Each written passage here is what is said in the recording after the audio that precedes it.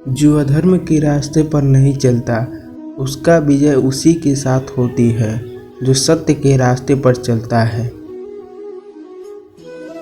संघर्ष भरी जिंदगी में कामयाब होने के लिए आपको धैर्य और समझदारी दोनों की जरूरत होती है। जीवन का सफ़र बहुत ही लंबा होता है, इसलिए आपको हमेशा उच्च उद्देश्यों का चयन करना चाहिए। सफलता के लिए निरंतर दृढ़ संकल्प और समर्पण जरूरी होता है। यदि आप यह दोनों विशेषताओं से वंचित हैं तो आप कभी सफल नहीं होंगे। जीवन के मुश्किल पलों में आपको अपने लक्ष्य को याद रखना चाहिए, इससे आपको संघर्ष करने की शक्ति मिलेगी। अपने लक्ष्य के लिए संघर्ष करने के लिए आपको स्थिर होना होगा, इसलिए आपको धैर्य और सहनशीलता से संघर्ष करना होगा। संघर्ष के समय में निराश न हो, क्योंकि निराश होने से आपकी समस्याएं बढ़ सकती हैं।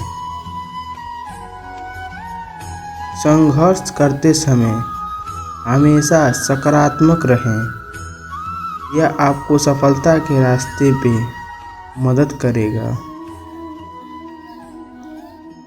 श्री कृष्ण हमें समझाते हैं कि हमें अपने कर्तव्यों का पालन करना चाहिए और उन्हें पूर्णतः निभाने के लिए संघर्ष करना चाहिए। सफलता के लिए आपको अपनी जिज्ञासा को बढ़ाना चाहिए और इसे निरंतर संवेदनशीलता के साथ जीना चाहिए। श्री कृष्ण की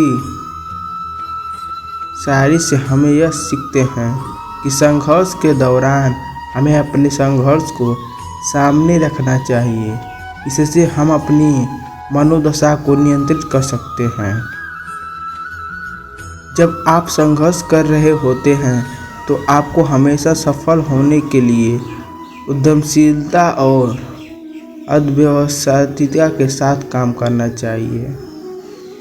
जीवन में आपको संघर्ष से डर नहीं लगना चाहिए, क्योंकि संघर्ष हमें आगे बढ़ने की शक्ति देता है।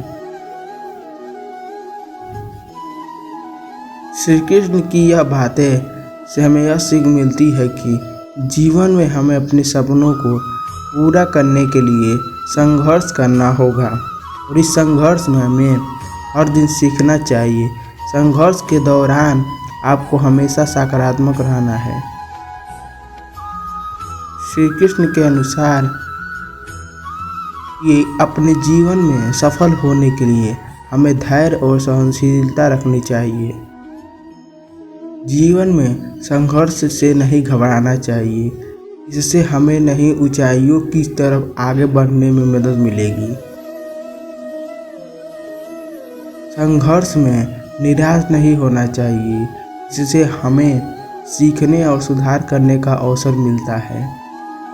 जीवन में हमेशा सकारात्मक रहना चाहिए, क्योंकि सकारात्मक सोच हमें सफलता की ओर ले जाती है। जब आप स्वयं को जानते हैं तभी आप अन्य लोगों को समझ सकते हैं।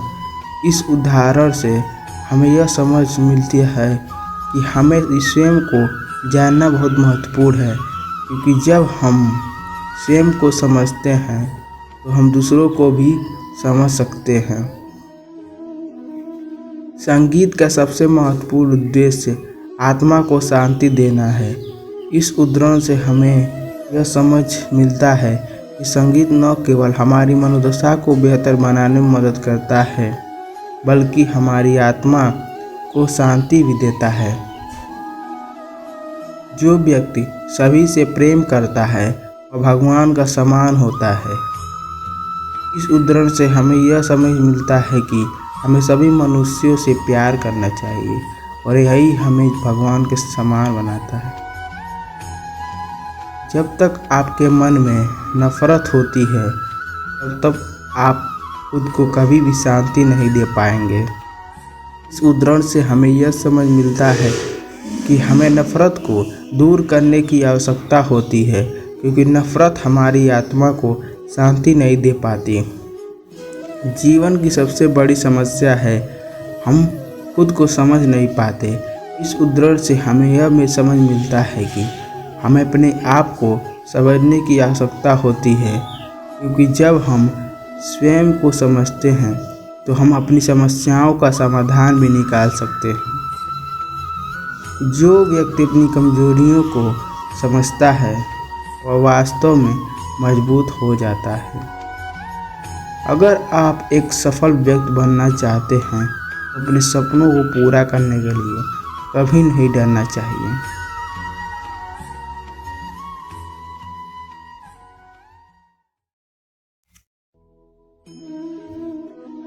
अगर कोई आपकी कीमत ना समझे तो निराश ना होना, क्योंकि कबाड़ियों के व्यापारियों को हीरे की परख नहीं होती। आपको पता है हम कड़वी गोली को फटाक से निगल लेते हैं और जब चॉकलेट की बारी आती है तो बड़े मज़े से खाते हैं। इसी तरह जब लाइफ में दुख हो तो बड़ी जल्दी से भूल जाओ और जब सुख हो तो बड़े आनंद से एंजॉय करो।